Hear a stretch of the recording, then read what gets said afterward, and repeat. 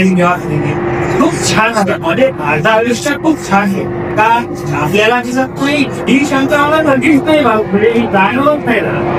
परंतु हळूहळू मग मी शिकत गेलो. पहिल्यांदा मला काही घ्यायचं नंतर बरेच दिवशी ही 6 क्रमांक आहे. 6 क्रमांकची लिपी जसे की आता आपण एखाद्या विद्यार्थ्याला काही गेट मध्ये आता नाही परंतु शिक्षक बंधू भाईनो आम्ही त्या थर पासूनच सुरुवात करतो.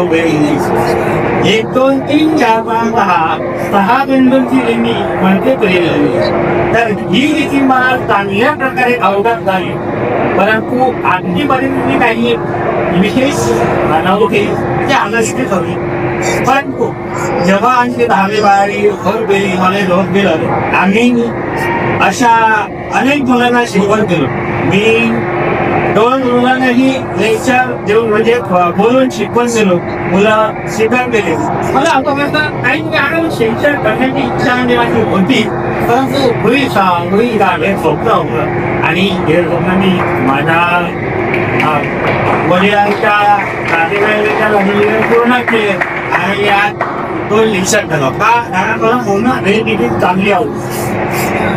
इंग्लिश ही 6वीच्या नंतर पडण्यात जसं की एव्हरी ऍड आहे तर त्याला आम्ही फक्त एकच वेळा 1 2 3 4 5 एकच वेळा तो अवघड आहे.